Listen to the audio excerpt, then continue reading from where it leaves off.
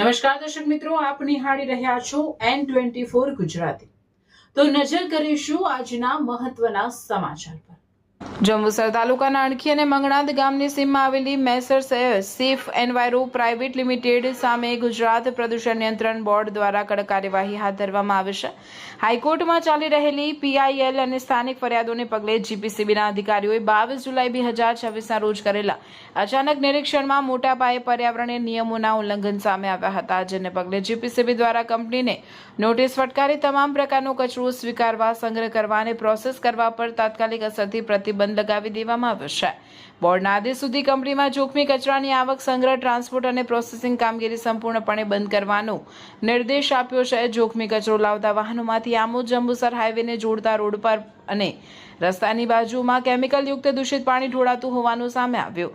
નજીકના કુદરતી કાંસ અને રસ્તા કિનારે એકત્રિત થયેલા પાણીના સેમ્પલમાં TDS, COD અને કેમિકલનું પ્રમાણ જોખમી સપાટીએ મળ્યું।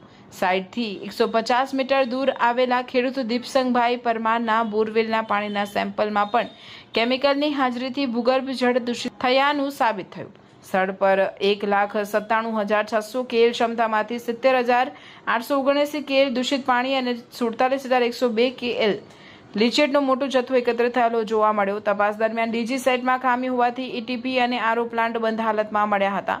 કંપનીને 1 વર્ષની મુદત માટે 10 લાખની બેંક ગેરંટી જમા કરાવવા આદેશ। રસ્તાઓને કાંસમાં જમા થયેલું દૂષિત પાણી તાત્કાલિક ઉપાડીને સલામત નિકાલ કરવા સૂચના। ભવિષ્યમાં લીકેજ ન થાય તે માટે લીક પ્રૂફ વાહનોનો ઉપયોગ કરવા અને અવિરત ETF RO ચાલુ રાખવા તાકીદ। મારું નામ મકવાણા ભારતભાઈ રમણભાઈ છે। હું મંગણાદ તાલુકો જંબુસર જિલ્લો ભરૂચનો રહી છે અને ખેડૂત ખાતેદાર છે। આજે આપણે જે સ્થળ પર ઉભા રહ્યા છે એની સામે જ બિલકુલ મંગણાદ ગામે સેફ એન્વાયરો નામની કંપની આવેલી છે, જેનો જે ઉદ્યોગ તરીકે કાર્યરત છે, જેમાં બહારથી કેમિકલ સૂકો અને ભીનો કચરો લાવી અહીંયા તળાવ બાણો છે એમાં એ લોકો નાખ્યા છે, જેથી આ ગામના આજુબાજુના વિસ્તારોમાં ઝેરી પ્રદૂષણ પાણી દ્વારા, હવા દ્વારા ફેલાય છે અને ઘણા લોકો બીમાર પણ પડી શકે છે, પશુઓ પણ બીમાર પડી શકે છે।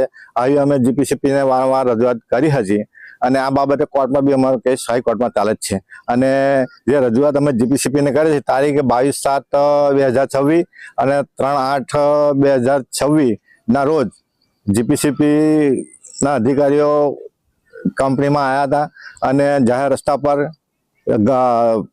રસ્તાઓ પર ના સેમ્પલ લીધા હતા, હોટલો પરના સેમ્પલ લીધા હતા અને એક પ્રાઇવેટ ભાઈનો બોર છે એના માટે બી સેમ્પલ લીધા। સેમ્પલમાં બોર્ડનો સેમ્પલમાં જણાવ્યું છે કે પાણી ખરાબ છે અને લાલ થઈ ગયું એવો રિપોર્ટ આવેલો છે, જેના આધારે GPCBના અધિકારીઓએ તપાસ કરી અને આગળ ગાંધીનગર મોકલતા ગાંધીનગર તરફથી કંપનીને ક્લોઝર નોટિસ આપવામાં આવેલી છે અને 10 લાખનો બોન્ડની શરતે એમને બોન્ડ આપવામાં આવ્યો છે। જે અધિકારીઓ અમારી સાથે રહીને સારું કાર્ય કરે છે તે બદલ હું એમને ધન્યવાદ આપું છું। જય ભારત।